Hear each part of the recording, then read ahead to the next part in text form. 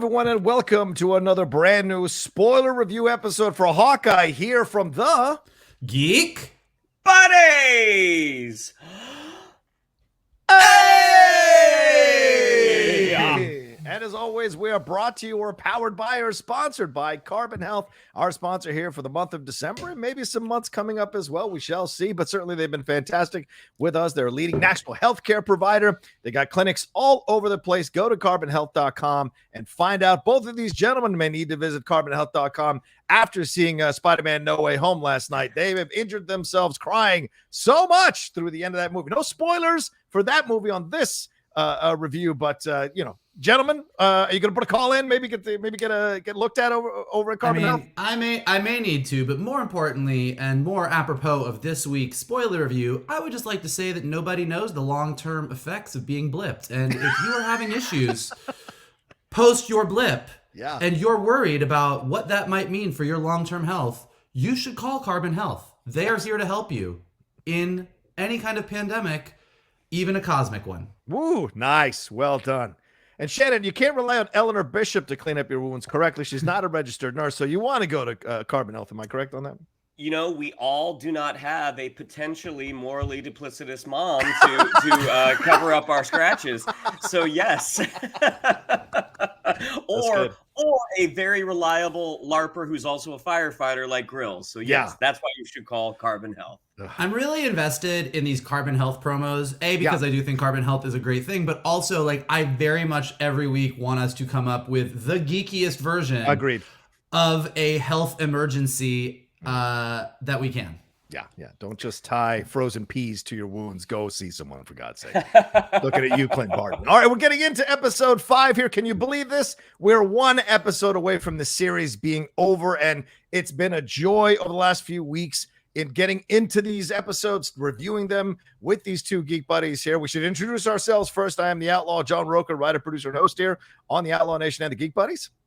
I am Michael Vogel, writer and producer of animated TV shows and movies, and a loyal supporter of John Rocha's YouTube channel, where I do the Geek Buddies. Nice. And this is Shannon McClung. I'm an animation writer and a television actor, where you may have seen me on Marvel's Agents of S.H.I.E.L.D., Brooklyn Nine-Nine, and The Goldbergs. And I am also not just a audience member of the Outlaw Nation. I'm also a participant. Oh, yes, absolutely. Well, very kind of both of you to say those words, very much so. And we're getting into episode 5 here. It's called RONIN, and you'll see why as we go along here. We're going to break it down section by section. This is how we do our reviews. In case you're new, we do our reviews section by section through the episode. We stop, have a big discussion about it, and then go on to the next section. But this is a spoiler review, so if you have not seen it, go watch the episode, come on back, and hang out with us. Let's start like we always do, talking about the overall feeling coming out of episode 5. Mike, Bert and Bertie, back to direct this one. Tell me what you're feeling coming out of episode 5 as we go into this finale next week. I feel like a broken record, but this show just keeps getting better and better. I still don't know if it's going to top WandaVision. I mean, I think they are telling a story at the top of their level. WandaVision was just so high concept that maybe it's still going to win out, but it is definitely by a mile the next best after WandaVision if it doesn't overtake it next week. It's amazing. They're doing everything that Marvel does best. And that is actually balancing out a really strong emotional story that fits for this version, for this story, while giving you all the fan service and fun stuff that you want from a Marvel story. Like the balance of kind of feeding into the bigger universe while telling a very specific story. Sometimes doesn't always work. Sometimes it's maybe it's a little bit too much specific and not enough of the bigger Marvel universe. Sometimes it feels like it's all servicing the bigger Marvel universe and not a specific story. And Hawkeye is just right down the middle, hitting that bullseye, you might say, of getting it just right. And so I'm thrilled. And if anybody's been listening, we also know that I finally am confirmed that I'm not getting Mephisto'd this week. And it feels real good to not get Mephisto'd. That's true. Shannon, what's your feeling coming out of episode 5? Do you share a lot of the accolades Michael Vogel feels about the show at this point? Yeah, absolutely. Bert and Birdie continue to hit it Yeah. out of the park directorially. We truly hope that there is a place for them in the MCU going forward because they are delivering thus far the most consistent of the MCU series. Wanda Maximoff, she is still up there with the gold medal, but Clint and Kate are right behind her with the silver. Threatening to climb up to that top spot, and Loki's sitting there with his bronze medal, angry and upset, as his character would be. We got an MVP with Florence Pugh this episode. Oh my lord! And the great thing about this episode is like the joy of watching two really great actors talk with really great writing. It was just on full display here. Like, we didn't have the most action this episode, and when you're doing 6 episodes, not everyone can be episode 3. You can't have a huge action sequence each time. Yeah. But I mean, this was an emotional action sequence. This was an acting action sequence. You got to see these two just really, really talented performers just sort of joust, and it was a delight to behold. Yeah, absolutely agree with both of you in terms of the approach they're taking here, in terms of the overall feeling coming at episode 5. Clearly, they've really focused on making each of these series cinematic in their own way. And certainly seeing Bert and Birdie, I agree with you, Shannon. I hope there's a theatrical feature coming from both of these people because they're doing such a fantastic job over these last few episodes to really bring the life of Hawkeye out and kind of flesh out all we're getting within these characters. And you're absolutely right. Who knew that the most action-filled scene was going to be where no one's even throwing a punch? These two going at it, verbally sparring, and seeing both sides, both hitting and both getting points. It was almost like you were watching a verbal judo match, where everyone was getting points here. And in the end, Yelena does what Yelena does and almost imitates her sister by being dramatic and posing herself and how she falls out that window. So very interesting stuff, as you see. And we get more with Clint. We get more, and then we get the big reveal and more with Maya, which I thought was nice to see. And this situation with Kazi developing step by step and piece by piece. I don't agree with my two fellow Geek Buddies. For me, it's Loki, then WandaVision, and now Hawkeye is pretty much maybe going to overtake them both, to be honest with you, if they stick the landing, because that's been the big complaint about all these MCU shows is they don't 100% stick the landing. If this one sticks the landing, I think it'll vault itself possibly into the #1 spot for a lot of people, but we shall see. All right, final warning. If you haven't seen the show, go and watch the show, then come on back and hang out with us. Episode 5 of Ronin. I'm going to jump into it now. We start out with a voiceover rehash of Black Widow's ending and Yelena's mission to free the other Black Widows from Tom's control. Oh, Tom, whatever his name's control. Tom, what's his name? The guy in the Black Widow, the mean guy, Tom, the actor? Oh, I can't remember now. Anyway, it's 2018. Yelena and another widow break into Anna's house thinking this Anna person is a Black Widow who's been mind controlled. They eventually overpower her, hit her with the red serum, but she's actually not under mind control. We find out she's a contract killer and living comfortably based on the amount of money she's making killing people around the world. They talk about how many widows Yelena has released from mind control. She talks about how tough it is, but she thinks it's worthy work to be doing. They talk about Natasha. And they make a joke about Sex in the City, kind of topical now. And she excuses herself, goes to the bathroom, and then blips and comes back 5 years later. This mirrors what we saw in WandaVision as well, with Monica blipping out and then coming back, sitting in the same seat in the hospital room. She comes back 5 years later in that bathroom. As the room changes, she walks out. She sees Anna's husband, immediately points her arm to maybe zap him. Then she sees the adopted child sitting there, and then Anna steps out from behind the couch there. We cut to them discussing what happened and what Anna has been up to. And Anna saying, hey, I can help you. You can be a contract killer. You can live here until you get on your own feet, blah, blah, blah.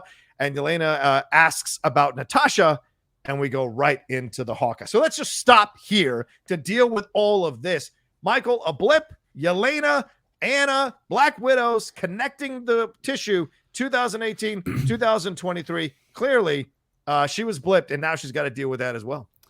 I was talking to somebody about this, and again, this is what I love about Marvel. I remember after Endgame when Spider-Man Far From Home was coming out, and everybody was kind of like, are they going to address the blip? Are we going to just sort of skip over it? Is this something that happened that we're just going to kind of leave behind and kind of move forward? And from the very first opening scenes of Far From Home, it was very clear that that's not what we were doing and that the blip was a big plot point. And the fact that this massive event in the Marvel Cinematic Universe is still a massive event and that we keep coming back to it because of how important it is, was amazing. When this scene first opened and it said it was 2018, I just started trying to do the math in my head of like, okay, so wait, where in the Marvel universe? Like, where is this post this? Is this pre this? And then contextually, you sort of get it. It's post Black Widow. She and the other Black Widows are doing what they set out to do, which is free Black Widows. Nice little color on this, that this Black Widow didn't actually need to be saved. Conversations happening, mention Natasha. You see that that's an important thing. And like, this conversation is really good because if you've seen Black Widow and you're a super Marvel nerd, like I'm assuming most of the people watching this and listening to this are, you know this. It's sort of a nice refresher. But if you're just a casual Disney Plus viewer and you don't really know who this person is yet, they do a really good job of, this scene doesn't bog things down with exposition, but it gives you exactly the amount of information you need to understand, most importantly, that this is Natasha's sister and she really does love her. Yeah. Then she goes into the bathroom, and I just love that we keep seeing the blip from different perspectives. Obviously, when we saw Infinity War and the end of Infinity War, you see what it was like for those left behind as we watch everybody get dusted. And then with WandaVision, we had that amazing moment where Monica Rambeau sort of woke up. And just we get contextually that she kind of felt like she dozed off next to her mom and then woke up, and we saw that pandemonium. And when we did that review, we were like, how cool was it to see how stressful and crazy that was when everybody came back? And here we got to see the blip from a blipped person's perspective, which we haven't seen yet. So like she goes to the bathroom, there's this dust moment, and then she's just back, and we see like everything around her change because they've repainted and everything. And it was just such an awesome way to visualize the blip and to really get a first person perspective of that sense of disorientation and what that really feels like and how weird it is. And so like, just props to them for continuing to bring us back to this thing, but continuing to do like slightly different shades on it. And then she comes out, and you're kind of getting still with that Black Widow with Anna, like they're getting that conversation, and you see how disoriented she is, you see how weird it is, and we know what's coming, and like we know because we're nerds, like what has happened. She's like, I need to find my sister, and we're like, oh, we know what happened to your sister, and this is gonna be bad. Yeah, and I thought it was brilliant that they didn't cut to They didn't cut to Anna. The camera lingered on her, so you could create the emotion or create the interaction in your head next about what's going to happen or what information she's going to get. Shannon, what did you think about this opening here?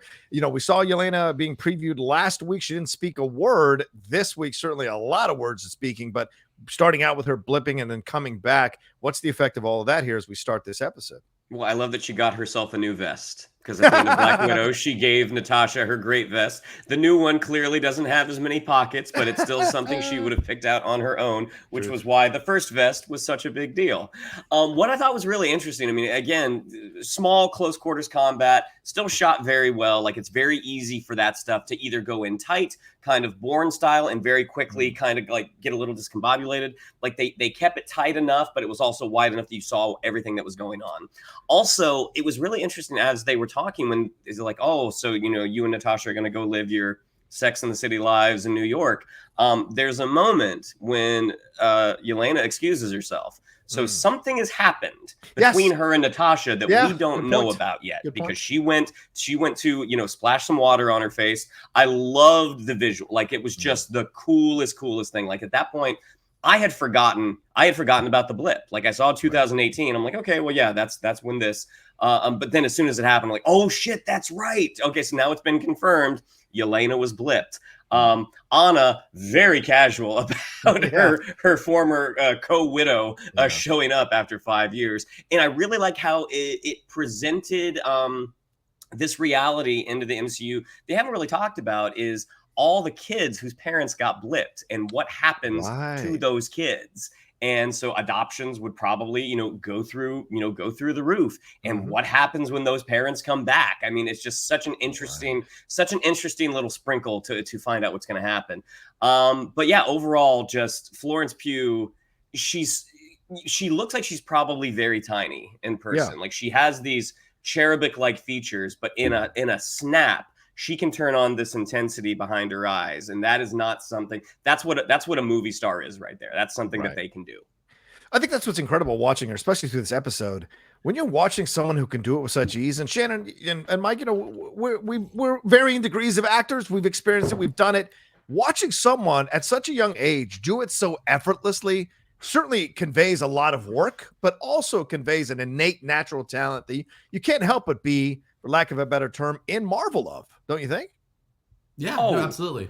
100%. I'm now just really focused on, given that we're all at varying degrees of actors, I'm very curious as to how we would be rated, but I'm not going to get into that. Why do we need the bronze medal? I mean, we don't even need to know. I'm not curious. Be the end of the Geek Buddies. End of the Geek Buddies right there. End of the Geek Buddies. No, but I do think you're right. I mean, I think both you and Shannon are right, is that like there are just certain people that have that thing, and I have friends who work at Marvel, and one of the things that they pride themselves on is their casting. I mean, they really do, as we've seen from the transformations physically, the people, they're not going to like hire you look like this person, or you are super strong and muscular, or you look like a superhero. They're going out and finding those people that have that special something in general, or that specific something that works for that character. And knowing what a big deal it was to have Black Widow in the MCU, and knowing that she didn't get her movie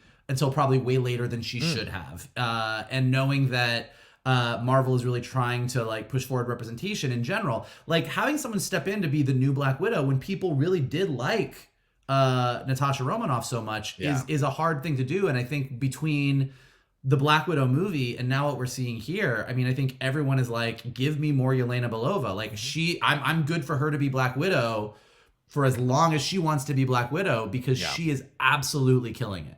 Yeah, their ability to read the tea leaves in terms of casting. I mean, going back to the beginning, like why would you want your Captain America to be someone who already played a Marvel superhero? And the casting of Chris Evans, that was he was a huge coup for them. Like Chris Hemsworth. I mean, he was an Australian. His star was on the rise, but his biggest credit at that point, at least to American audiences, was Kirk's father in the Star Trek reboot. So to be able to kind of pick these people out, Tom Hiddleston, he auditioned for Thor. He didn't audition for Loki. Like they were able to see this thing, and like thus far, I have to think that off the top of my head, like their casting, they're pretty much batting 1,000 at this point. Yeah, almost. I mean, some people might have issues with a couple of the casting, but overall, in terms of their main people, I think they've nailed it absolutely. And don't forget that Robert Downey Jr. coming out of all those substance abuse issues and him having to take out double insurance stuff just to be able to be an Iron Man. They took a lot of risks. High reward, high risk, high reward, basically. And now they're reaping the rewards big time and attracting really good actors like Benedict Cumberbatch, like Florence Pugh, who are bringing a lot of depth to these characters that allow them to expand the stories out even more. It's brilliant. All right, Kate Bishop shows up at her mom's place, and Eleanor asks if she's okay. They check in with each other, and it seems so genuine, which is going to make Eleanor's turn even more brutal. They chat as Eleanor takes care of her wounds. Eleanor asks if Clint thought Kate was a superhero. Eleanor says recklessness is the important side effect of being a hero. Kind of a reference to the death of her husband, possibly, or something more. We see Kate's first bow as they talk about, with Kate saying, "Oh, I bet you regret giving me my first bow."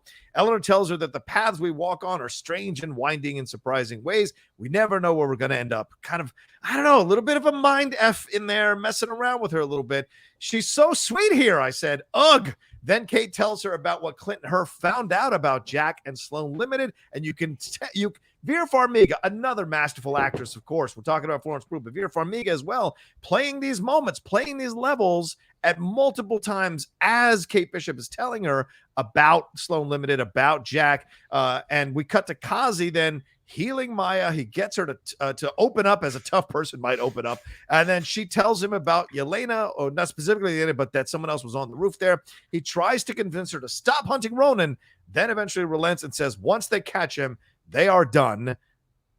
She does not agree. She just walks out of frame. All right, so let's stop here. Kate, Eleanor, Kazi, Maya, what do we take from this here? Shannon, what's your feelings? I mean, the sort of embattled Kate coming back, she suffered some injuries. She's got some scratches and some bruises, but more than anything, her spirit's crushed right now because her idol has literally told her, "You are not my partner. I don't want you around." I mean, it, like as Vogel talked about, it's the Lassie, making Lassie go away. Like, I don't want you here. I don't want you here, Kate. Go away. What's really interesting about Vera Farmiga's performance here, because throughout, with the exception of the first episode with the first scene where she was with Brian Darcy James, to me, there's been sort of a weirdness to Vera Farmiga's performance, just sort of like almost a falseness.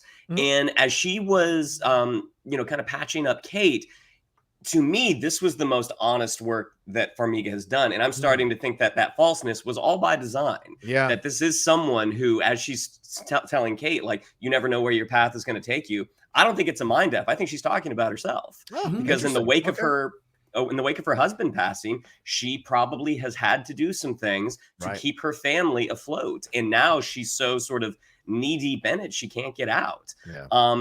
But I love the little design touches that you have in the background. You have a Hawkeye poster, like you have a poster of Clint. We see another one later, like sort of the cover of a magazine, I believe.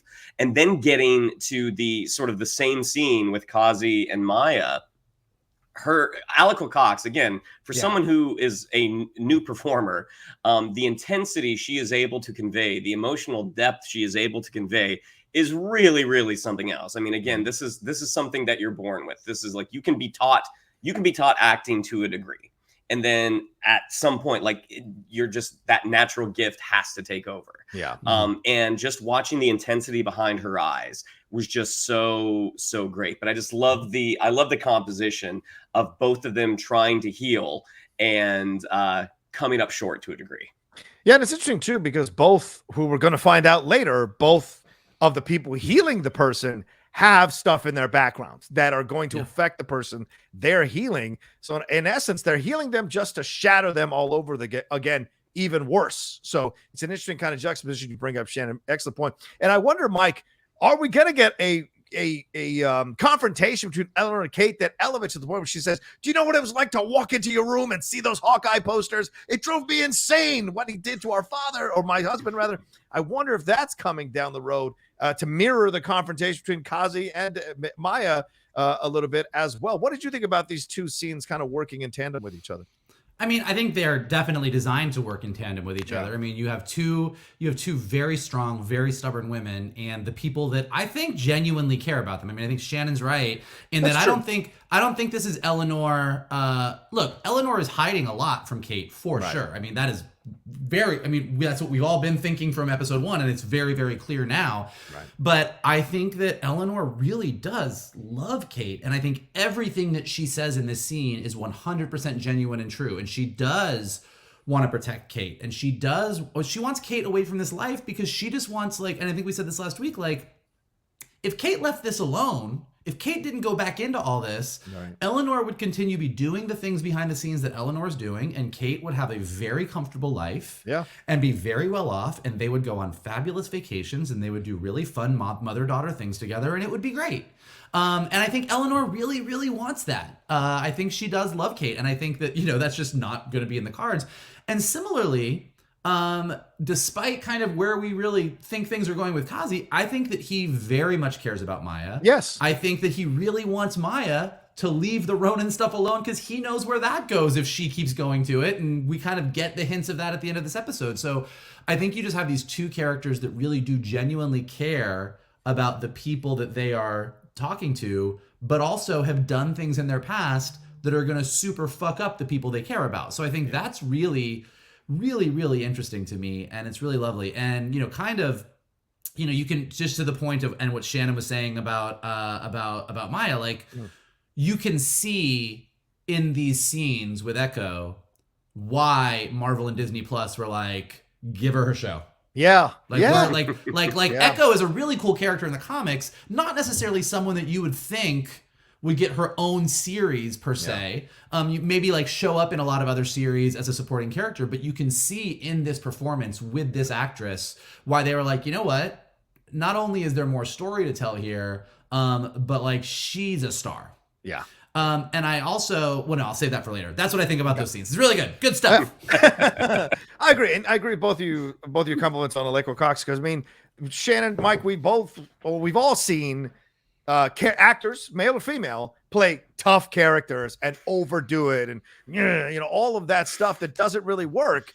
Maybe even some people on this podcast right now. Oh, wow. You should not be so hard on yourself. The bird stuff, it worked.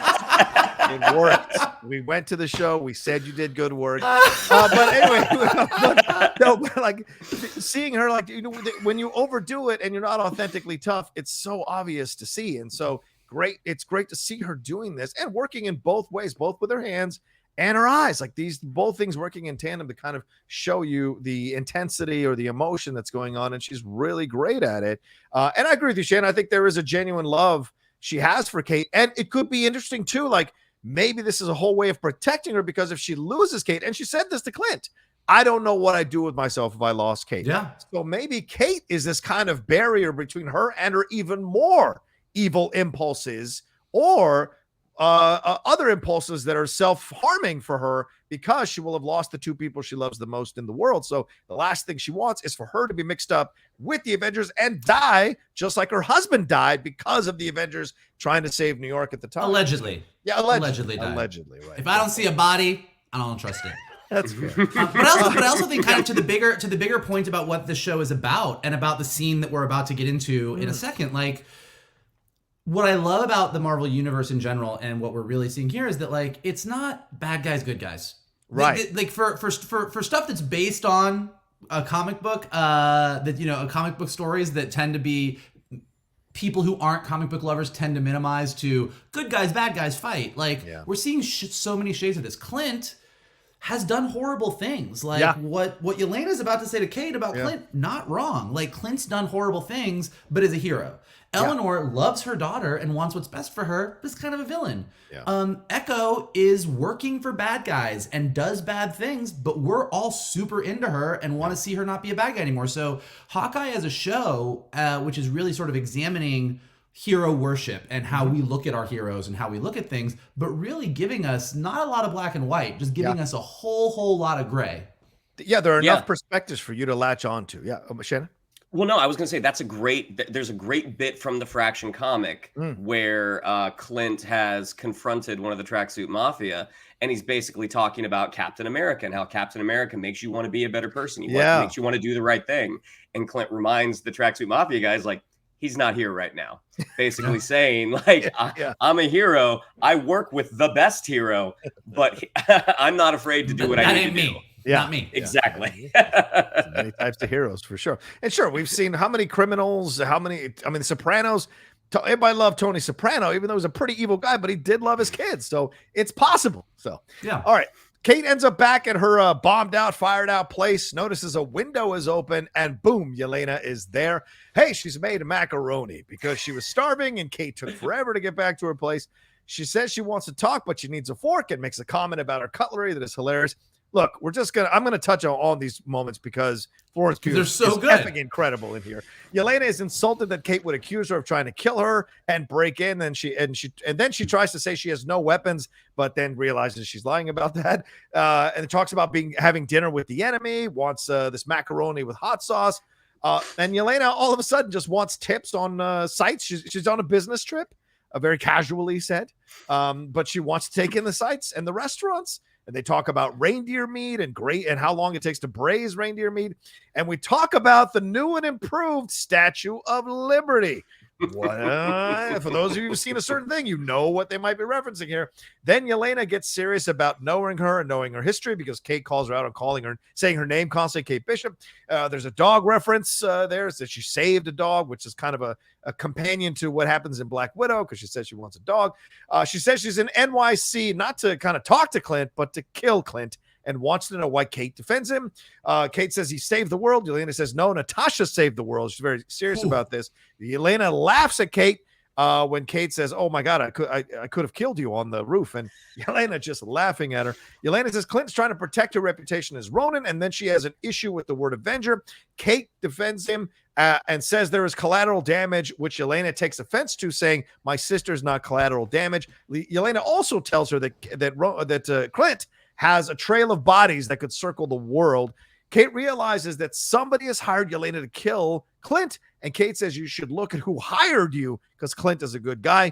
Yelena says we are defined by what we do, not by nice words. Why does everybody always forgive Clint? She wants to know where he is. Kate doesn't know. Yelena believes her, and then she leaves, thanks her for the girls' night, and says, don't get in her way again. And I reiterate, I wrote here, and then dramatically falls out the window. So, Michael, this is a great scene. Please, you and Shannon write, animators just write episodes. This is a scene you dream about writing, don't you think?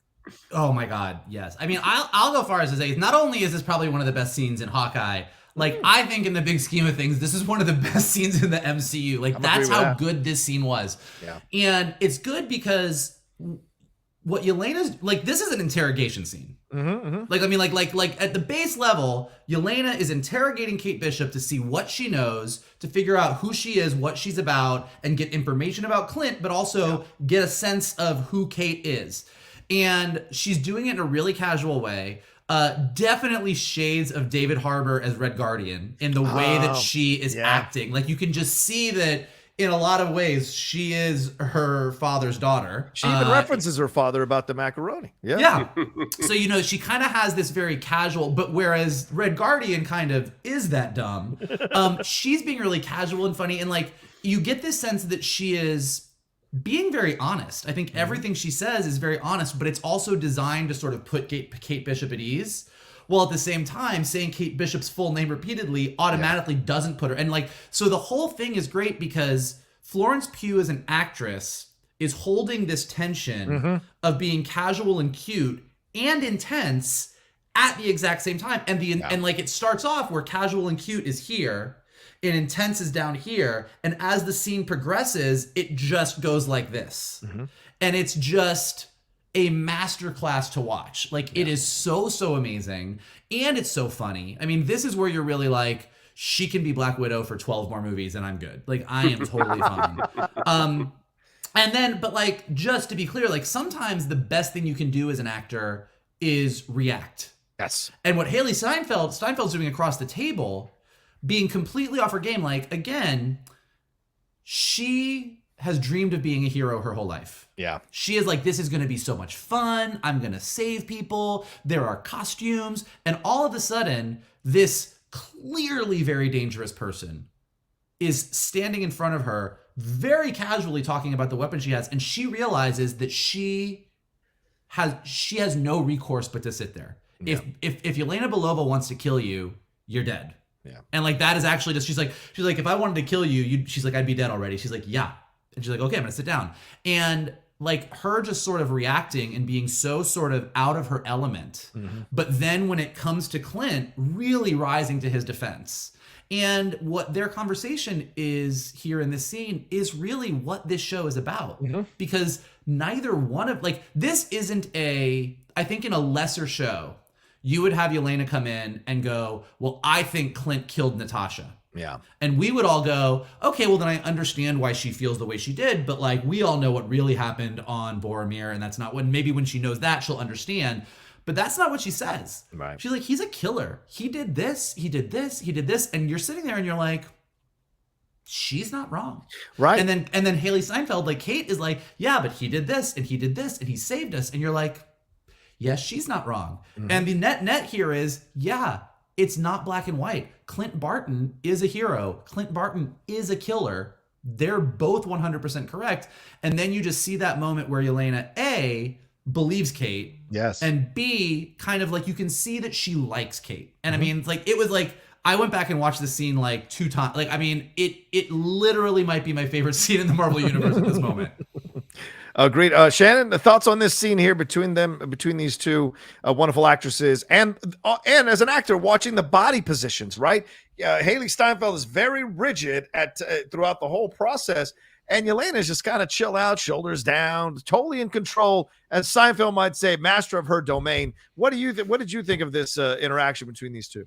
I mean, this is up there with I agree with Vogel. This is up there with some of the best written and some of the best performed scenes in the MCU. I mean, some of my favorites, like Tony and Steve in Civil War, when they're talking about signing the Accords, Tony and Peter in Homecoming, when he finally steps out of the suit and you see he's actually there, T'Challa with T'Chaka, in the afterlife. Like this is up there with all of those, because you're getting great exposition, you're getting great information and great emotion at the same time. I mean, the ease with which Florence Pugh's Yelena just sort of navigates this scene. Yeah. The fact that she keeps calling her Kate Bishop, Kate Bishop, Kate Bishop, as an audience, we don't really think other than like, okay, she's Russian.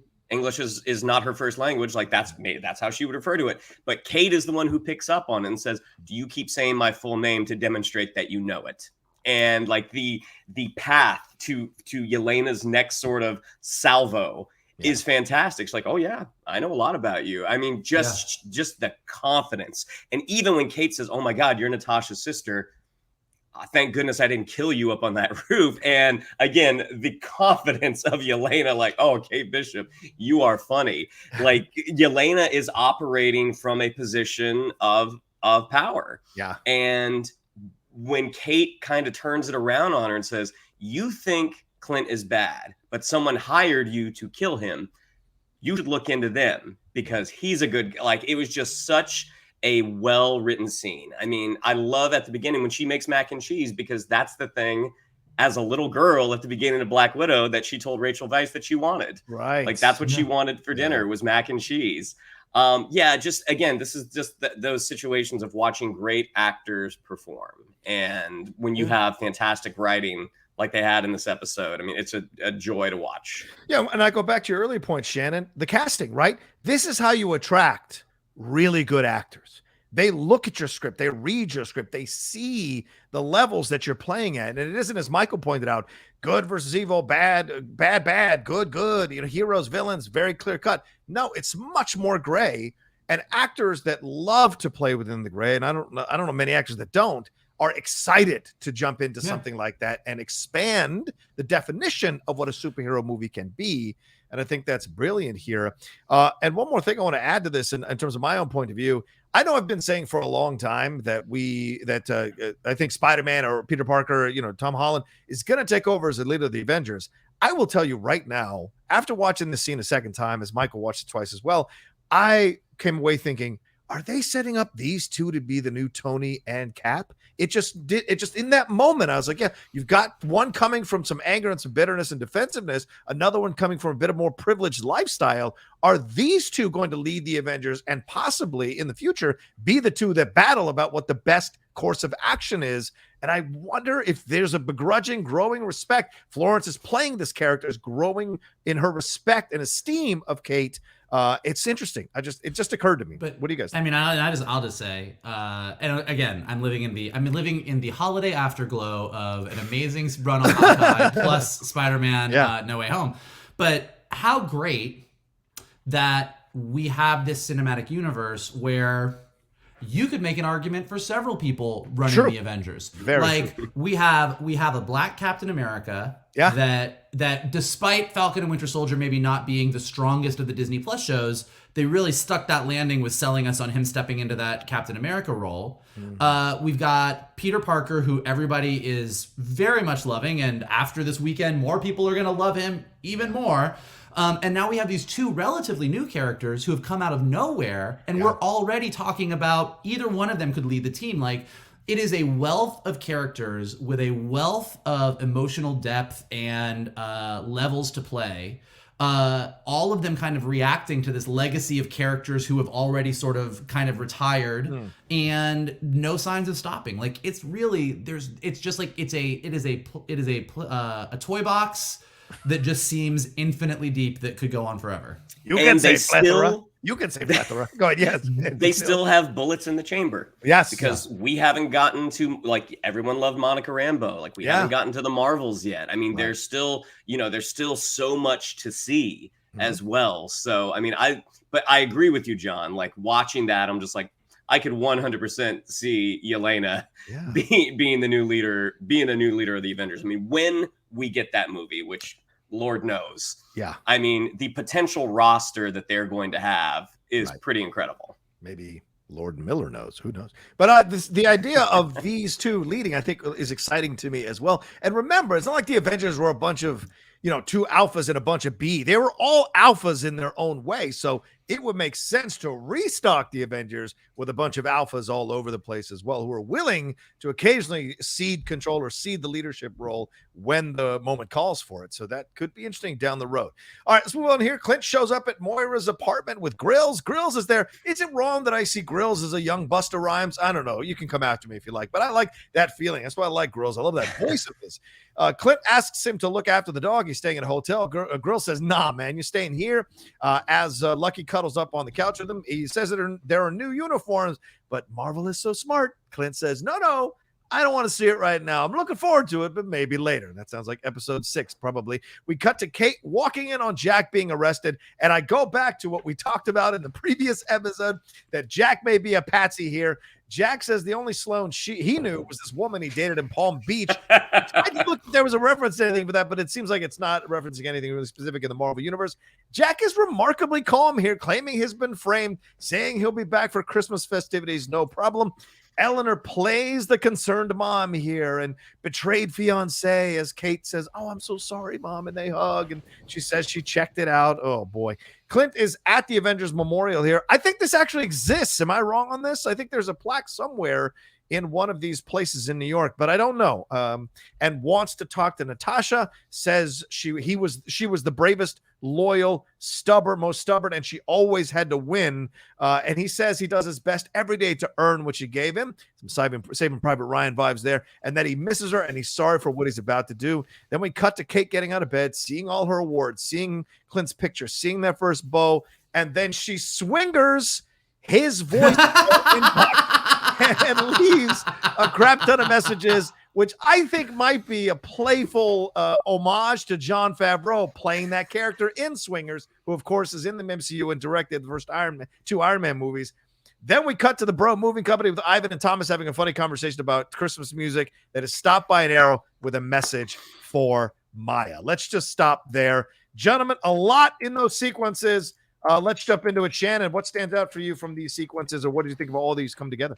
I mean, Clint walking to sad Charlie Brown music is pretty awesome. And, again, Grills is very much like a supporting character here. Yeah. But I want to say the love in his heart for Clint when he's just like, Hawkeye staying in a hotel on Christmas. Nah, take the couch. You can take my bed. Like, it's just the nicest. Dog. It's the nicest thing to see.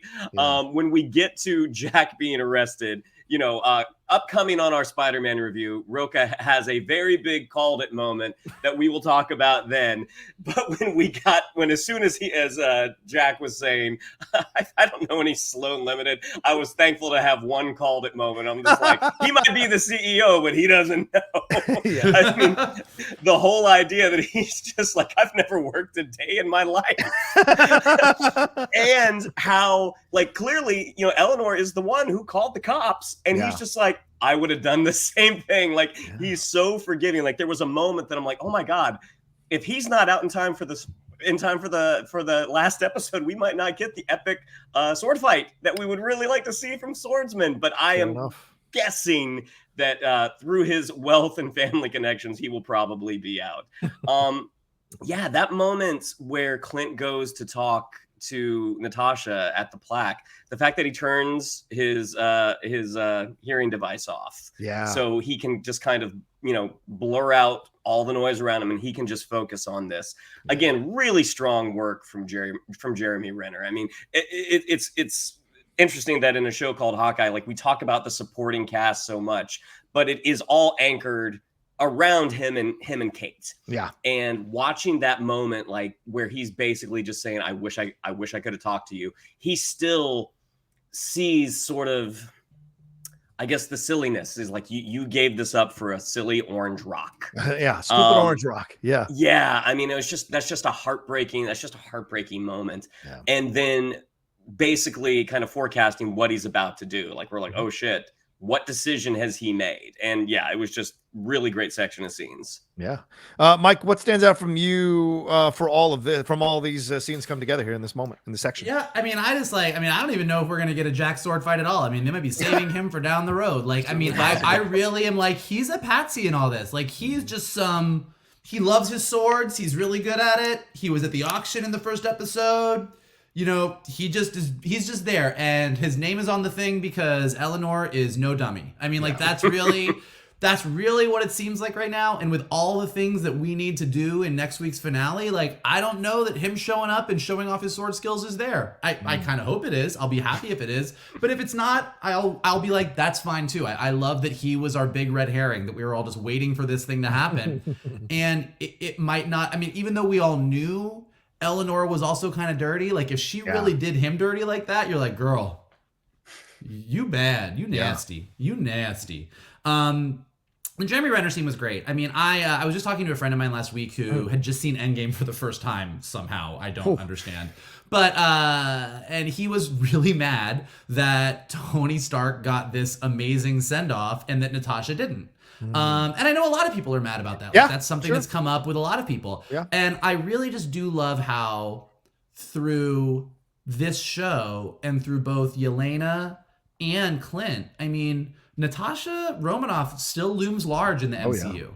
I mean, her loss is felt so deeply here, and it's so personal. Like, this isn't here's this hero who we're putting up on a statue, but like, man, like, Clint is so fucked up about, and you know, it's like, it was great when you saw it in Endgame, like the two of them sort of fighting over which one was going to do it and which one was going to go, and it was a really powerful scene. But as I was saying last week, I think going back and watching Endgame after Hawkeye is just going to make you break even harder at that scene, because you know that Clint just doesn't really get over it and just misses her so much. And it's just, I think they just did such a great job with that. I think the combo of both things, Mike, going back and watching Black Widow and Hawkeye, then watching that moment in Endgame will decimate you for sure. Absolutely. Great stuff being done here. I agree what you guys are saying. Jeremy Renner doing fantastic work here, seeing Eleanor play the angles. And I wonder if, yes, he's a patsy, but clearly that man is quite skilled. So I got a feeling that either he's playing the patsy for convenience sake, or what? Because did Eleanor Kate know that Kate was coming up the elevator at that time, so it could show to kind of throw her off the scent and all that kind of stuff? I wonder how much of this are the machinations of Eleanor Bishop, and there'll be more I have to say about that when we jump into the next section. But well, don't forget, there's a lot here. Yeah, go ahead. Yeah. Don't forget, in the comics, the swordsman was a bad guy. Yeah, he was, but was also an Avenger at one point. Yes, I mean, as Marvel is very good at doing, he was clearly set up to be. This is a bad dude. Like, there's a chance he's not a bad dude at all. He's just a douche. Yeah. like he just might be just a very well-meaning, super douchey guy with a nice mustache. Like, that could be what he is. Well, and two things before we go into the next section. We brush past this. Kate's moment where she accepts, you know, because she got into that room and was being healed by her mom, and there was conversations about being a superhero, not being a superhero. Her moment where she wakes up in that bed, looks at the bow, looks at her awards, looks at the picture of Clint, is her accepting that, yes, whatever the consequences are, I'm going to be a hero. And we've seen that with all the heroes in the MCU. There's that moment where they go, okay, I'm making the decision. This is her decision moment. For me, there's no turning back from this moment, and we're going to see what she does with that moment. But it's a really great quickly. thing. I'm actually really glad you brought that up, because we did kind of gloss over it. But I do think it's really important, because this is like there, and I think everybody in your life, every one of us, everyone listening, I know the three of us, you all go through this. Like, you want to do something with your life. You know you want to do it. It's super important. And you always have people you look up to. You always have people you respect. You always have people that are further along on that path than you are. And if those people tell you that you're not good enough, if those people tell you that you don't belong here, if those people say this is not for you, that can hit you really hard, and that can cause you to just not move forward. And you reach a point in your life where you have to say, the only person that really matters is me. If I believe it, I'm going to do it, and fuck everybody else. That's right. And that is Kate Bishop's moment where she goes, yes, Hawkeye's my hero. He's the reason I want to do all this. But if he doesn't think that I have what it takes to be a superhero, fuck that guy. I'm going to do it anyway. And that's awesome. And I'm going to fill his voicemail inbox with messages. Exactly. You got me misty there, Vogel. That's right. just described the outlaw on the Schmodown. Good job, Michael. And there was one other thing, because Yes. we didn't talk about it. Well, you brought it up, John, but neither one of us talked about it. Yeah. What's his name? Alex Panovich and Pyotr. Yeah. That moment, like the fact that they're talking about their tracksuit predecessors, Run DMC, Royal Tenenbaums, like this. When you have to cut things for length, this is one of the first things that goes, because like, wow, that's funny. We don't need it. We just need them in a car so an arrow can come through. We don't need this whole back and forth. But the fact that it's streaming and they're able to keep those moments. Pyotr Adamczyk, like, I gotta find him to see if he's on Twitter, because this guy is so effing funny. He has the best takes when he doesn't actually get hit. Like when that arrow comes through. When that arrow came through, that was great. He is a really, really talented comic performer, and I'm gonna make an active effort to start following his career, because he was so funny. I really hope we get the Disney Plus series along from Echo Tomas. I'll stump for Ivan. I like it. We are not Royal Tenenbaums. We are not Royal Tenenbaums. I think we're Royal Tenenbaums. Also, want to give some love to Clayton English. He plays Grills. This is a guy who's pretty accomplished, ladies and gentlemen. He's a actor and writer and creator. He's one of the creative consultants on Wild and Out. He was a staff writer on AP Bio, which is that show on NBC Peacock. He's hosted the BET Hip Hop Awards and written for them. So this guy and done a bunch of acting work as well in TV shows and movies. So this isn't his first rodeo, even though it might be the first time you guys are probably seeing him. So just want to give him some love here, because he's doing a great job with Grills, and he better fucking live. All right, Clint, let's go. Clint is walking in New York City with a hood on, calls Laura. Clint updates her on Maya, the watch, Yelena, and that their info was at Maya's apartment. The family's info was at Maya's apartment. Laura says they've been careful. The kids are moved pretty far away. He says it's not far enough, and it's a matter of time before the big guy gets involved. She tells him to follow his gut. She says, do what you have to do and go end this. We cut to a Fat Man used cars lot. Maya is there with the tracksuit mafia and Kazi. Ronin takes them all out, starting with Kazi one by one. Then they have this fantastic kick-ass fight sequence. Ronin eventually gets the upper hand, pulls the blade on Maya, reveals himself to be Clint Barton, and says he won't kill her as long as she doesn't threaten his family, because then he will absolutely kill her if she does that. He talks about being a rage-filled blunt weapon and that you can be manipulated, kind of laying the groundwork here for Echo doing the turn into hero territory, because then he reveals that he, the Ronin, was tipped off that her dad was going to be there by an informant that works for the big guy, and that the big guy wanted her father dead. Maya says, no, it's not true. Takes that moment to kind of get the upper hand with Ronin, get the sword, and is about to kill Clint when all of a sudden Kate Bishop shows up and shoots the Ronin sword out of her hand. She jumps onto her motorcycle and drives off almost like she's upset. Kate and Clint run away, and Kate has an Uber waiting for them to take them where they need to go. So resourceful, that Kate Bishop. Kazi rolls up on Maya. Maya says Clint got away, but then Ronin got away, but then interrogates him on why he wasn't there the night that her father died, when he was the number 2 person underneath her father. You can tell Kazi's been found out. He tries to kind of cover it, and he says he just didn't get the call. Then she gives him a look, which mirrors the look he gave her when he said, you got to stop going after Ronin, and then rides off. Then we cut to Kate and Clint. Kate tells Clint about Yelena. They arrive to her place there in the morning. We cut to Yelena following Eleanor to a rich building. Why is Yelena following Eleanor? Then we cut to Kate, Grills, and Clint having breakfast in Moira's apartment. And then Kate gets the text that will change everything. Yelena tells her that she found out who hired her, and she's texting her from an unknown number, and that it was Eleanor Bishop. Sends a photo.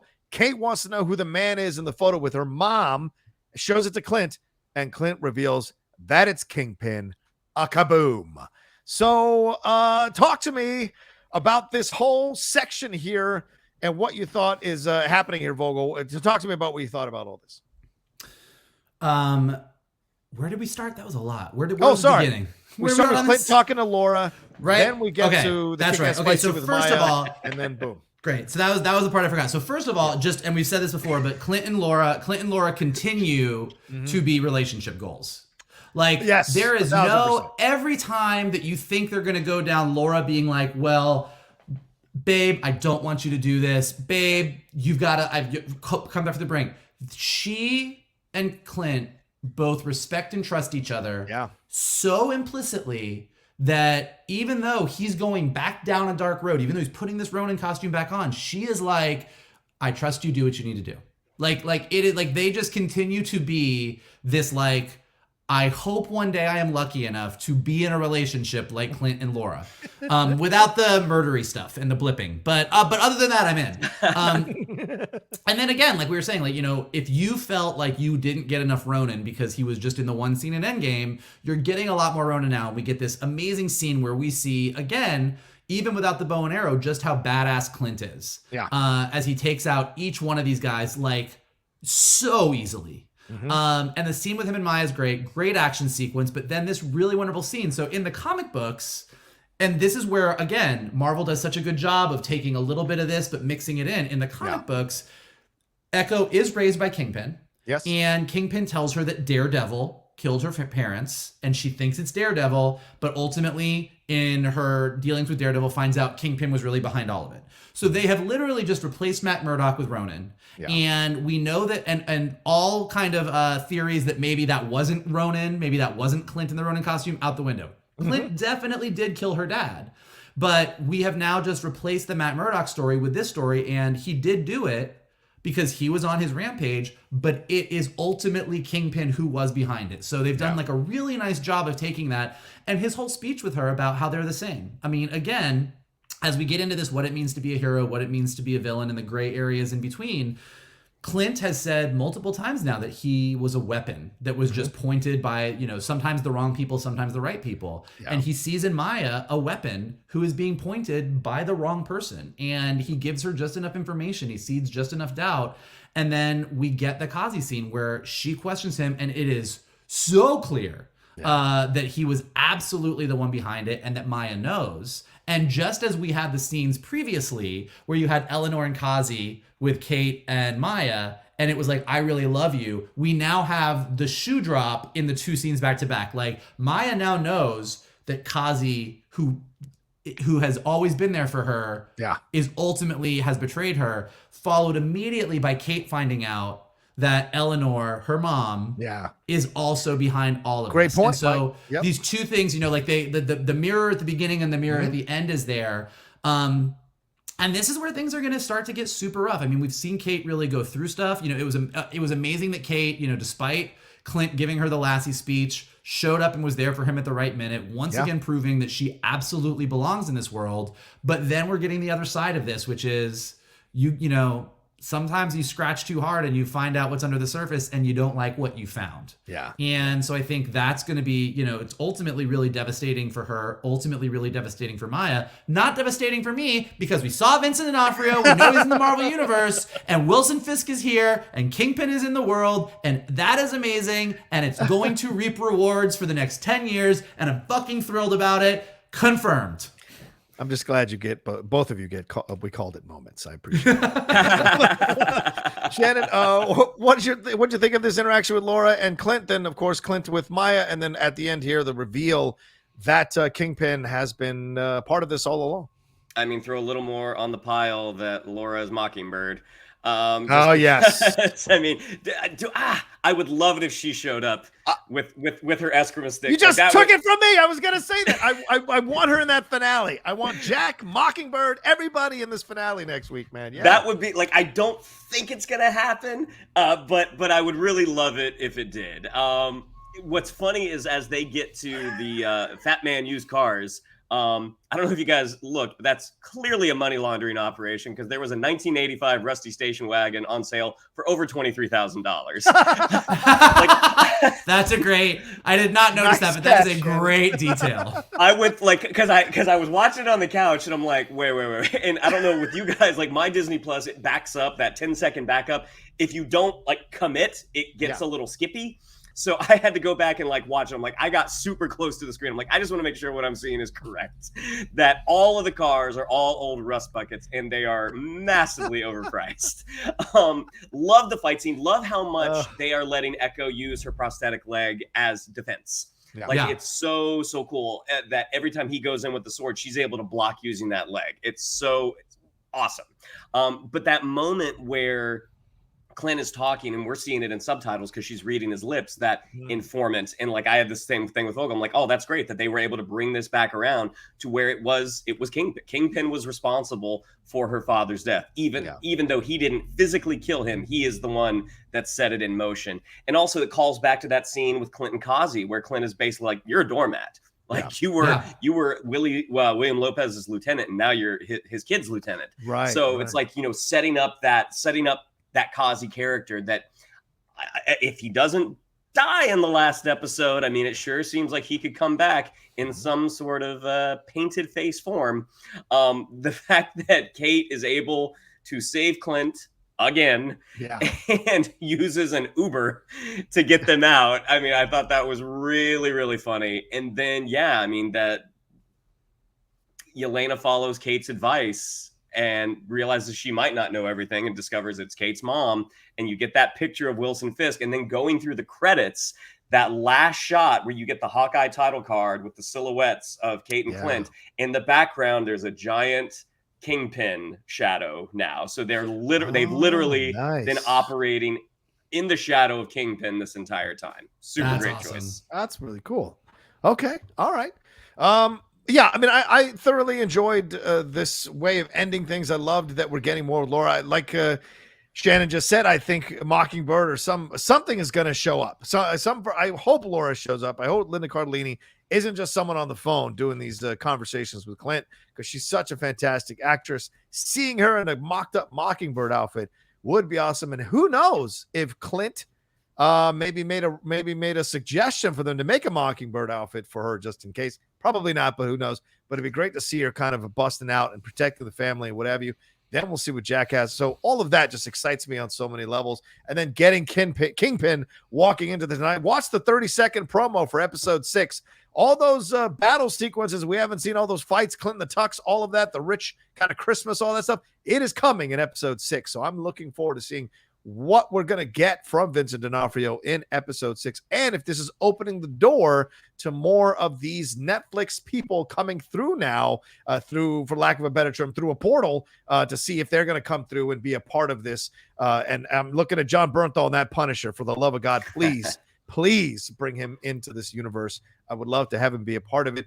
And then, of course, the stuff with Maya, as Michael and Shan have already said numerous times here, certainly laying the groundwork here that she's going to make the turn. And I don't know if we're going to get, Jack becoming the swordsman. Are we going to get Kazi becoming clown? Are we going to get that? I don't know what's going to lead to that. And Michael, you make an interesting reference. This is why he was second in command, or Shan, if you said that, it may be because that's where Kingpin wants him.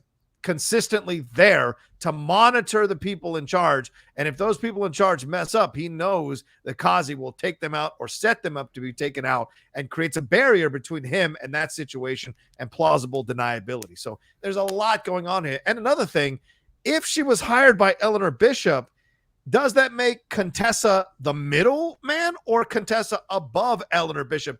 Is it Eleanor Bishop who in essence is going to become the big baddie going into phase 4 of the MCU? I don't know. So this is an interesting thing to play around with here. If she's dealing with Kingpin, where is the Contessa in this power structure? Mike, Shannon, any thoughts on that? Well, in the episode before, when we saw Vera Farmiga make that phone call, I think she was calling the Contessa, that she had an issue, and this is someone who a broker of sorts who can take care of problems for her. So I absolutely think that I don't know if one is higher than the other. I feel like Contessa is in service to rich people who need problem solved. Right. I tend to think that too. We don't know for sure. Right. But if you do all the math of everything, it does seem like Eleanor made a phone call. Yelena was approached by the Contessa and said, hey, don't you want a shot at this? Oh, yeah. Yelena goes to New York City, and then this is who hired me. Like that, that does seem ultimately like the shape of what we're doing here. Yeah. And I also like, I thought, again, it's a really nice moment. One of our buddies who listens and watches, Nicole, was texting me and asking questions about why did Yelena tell Kate about Eleanor? Like, why did she text her? And I do think it kind of really does show that even though Yelena was clearly interrogating Kate to get information, she did kind of like Kate genuinely. Yes. And also, as we know from Black Widow, family is very, very important to Yelena. Right. So the fact that she kind of did listen to Kate, did follow up on who hired her, found out it was Kate's mom and said, listen, I just think you should know this. I think, again, just kind of makes me love Yelena Belova even a little bit more. And I didn't know it was possible, but I just keep loving her more and more. And having gone through her own thing where her mom kind of in essence betrayed her, or dad in essence betrayed her. So she has yet more of a kinship with Kate Bishop than initially you might think when looking at them coming from two completely different walks of life, for sure. So it's another way to connect them even more in this whole situation. So I'm looking forward to that. All right. Any final words on this episode as we walk into the finale here next week? Well, we still haven't found out who killed Armand Duquesne. True. I mean, and even though like all signs point to Jack, maybe if you're known for using swords, if you want to secretly murder someone using the thing that you're most known for, maybe wouldn't be the smartest idea. That being said, he also does appear to be a dummy, so it could be him. He carries those caramels. He carries those caramels. Again, I'll put my money in. I'm happy to be wrong on this, but Eleanor has clearly already set Jack up to be the patsy with Sloan Limited. Eleanor was getting yelled at by Armand. Eleanor lives in an apartment with a whole lot of swords. That's true. Doesn't seem like the biggest jump to be like, I've already framed my fiance in one way. I'll go ahead and frame him in this way too. Doesn't seem out of the realm of possibility for her. I literally cannot get rid of this guy. I keep getting out of it, Kate. And Jack Dalton's doing a fantastic job. But I don't think he's the patsy you guys think he is. I don't. I think there's more going on here, more in play. And I think when that gets revealed in the next episode, I think it'll be interesting to see how much of this he's aware of and how much of this he's doing in tandem with Eleanor. Because that scene where he parries away Kate after Kate tries to surprise him, that's not a patsy guy. That's a guy who's aware of things. He'll play a certain role to fit, but when he's called upon, he brings the fire and he protects himself. So I just don't think he's as unaware of stuff. I mean, but I can absolutely see a world, and again, this is just guessing, but like I can absolutely see a world where he was the patsy in this situation. Yeah. He does get sent to prison, and near the end of the episode or in the post-credit sequence, he does a little sword move and just easily walks out of prison and is like, fuck this shit, and walks away, and we're like, oh, this guy's a badass. Like, there's so much they could do. And it does get to your point about the other Marvel shows, and I think what is going to be really interesting to see is with episodes that tend to run 40 to 45 minutes, are we going to get a longer episode? Is it just going to be 40 to 45 minutes? And if it is, there's still so much that we want to know. True. I have every confidence, given the first 5 episodes, that they know what they're doing. But holy shit, this is going to be a jam-packed episode next week. And isn't Kingpin in prison? Isn't he in prison from what we got on Daredevil? I thought at the end of Daredevil. Well, if that's the same universe, it might right. not be. Fair point. Yeah, but also, even if it is the same universe broadly, season 3 of Daredevil was a while ago. And, based on reality, super rich, white, cisgender, straight people I think he's going to be just fine. Did he get out of prison? Probably. You had to go there. You just had to go there. But you're right. You're absolutely right. That's true. All right. Well, we'll see what happens here in that finale. We'll have an update for you all who are watching us on what we're going to do, if we're going to do it live or not, because it is falling right around Christmas time. I'll be traveling. I don't know if the boys will be traveling, but we'll be in different parts of the country. That's for damn sure. So we'll see how we can set this all up so we can have a finale review as well, possibly live. And speaking of that, we will be having a Spider-Man No Way Home spoiler review live from the Geek Buddies on the Outlaw Nation channel. Laura Kelly will be joining us. We don't know a time yet, but we will lock down a time and announce it on our official Twitter feeds and our official social media just to let you all know when that's happening. But thank you so much. We got a lot to talk about. There's going to be some laughs. There's going to be some tears. There's going to be a lot of tears. I got a feeling. So I'm gonna have to work really hard on that rundown. All right. Well, thank you all so much for joining us. We appreciate it madly. Shannon, what do we have to tell them?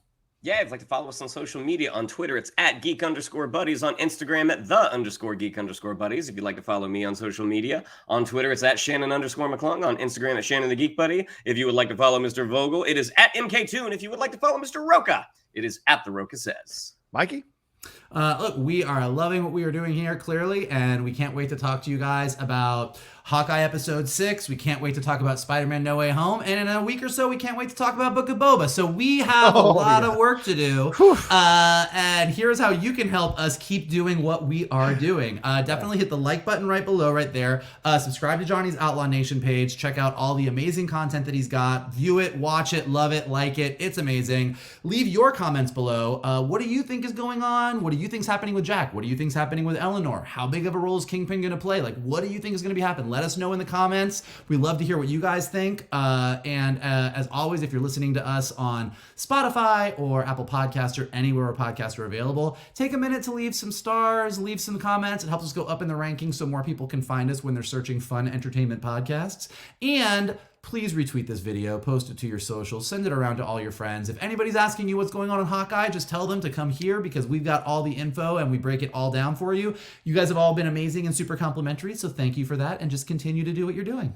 Yeah, I want to reiterate this. Subscribing to the channel. Ladies and gentlemen, we're just about to cross 19,700 here on the Outlaw Nation channel. I want to get past 20,000 by the end of the year. So we start 2022 with 20,000 subscribers, which is a great number to have and attract sponsors, attract more people to be a part of the Outlaw Nation and come see the content we do here on the channel. So if you haven't subscribed, please, I want to reiterate what Michael just said, subscribe and hit that bell button so you can get us past that 20,000 subscribers mark. And once again, thanks to Carbon Health for powering and sponsoring this show here. They are a leading national healthcare provider with a mission to bring high-quality healthcare to everyone.